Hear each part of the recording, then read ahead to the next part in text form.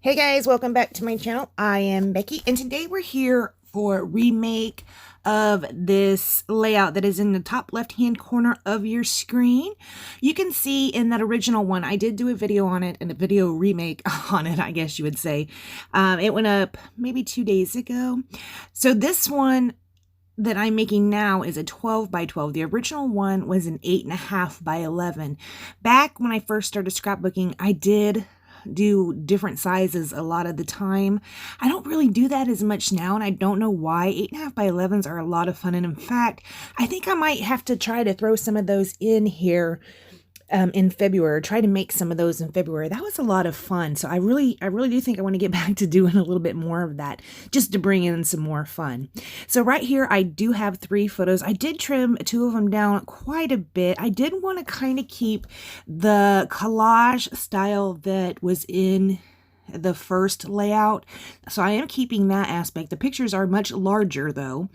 And I'm going to go ahead and piece them together with some washi tape, and then I'll mount them on a piece of pattern paper. The pattern paper I use, you can't really see it too well. Well, I can't on this screen. It is pink, but it's actually, there's a very light, thin, actually not light, a thin diagonal stripe going through it in white. It's really cute. I still love the diagonals for borders. Usually I'll do the borders around the page, but even a border around a picture still looks really nice when you have that diagonal line on there.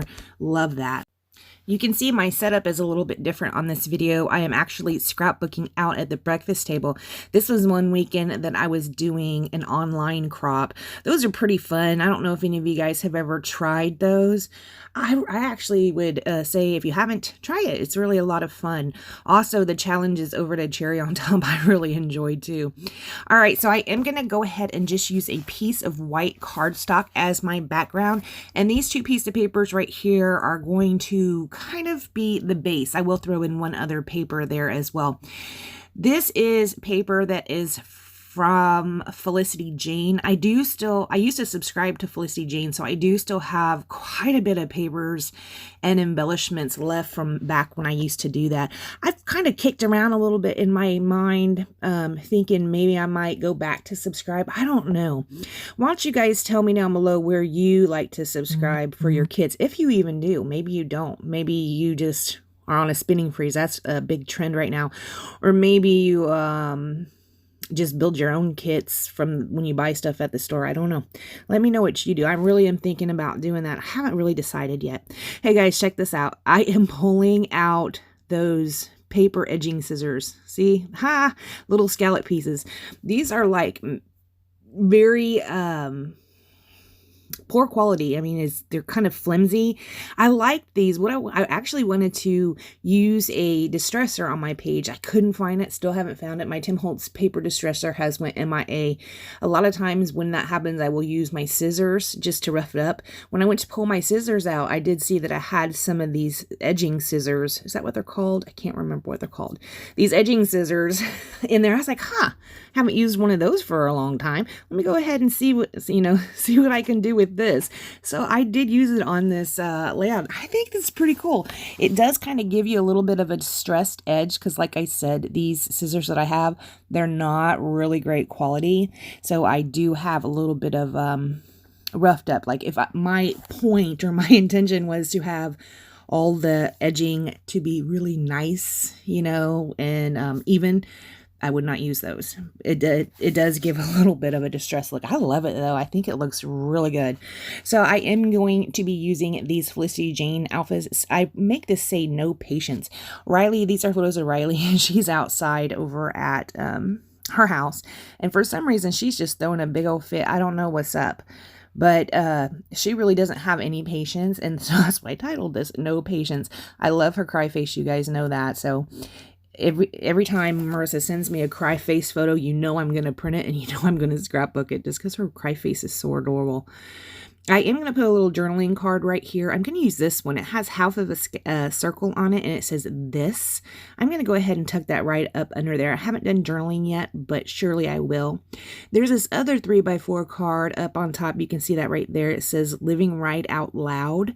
I will end up cutting the circle out, the word circle out of that one. And look at this cute little girl.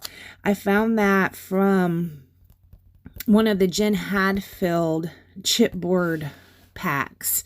So that was really cute. I was able to pull something in that was not a Felicity Jane. I thought that was kind of fun.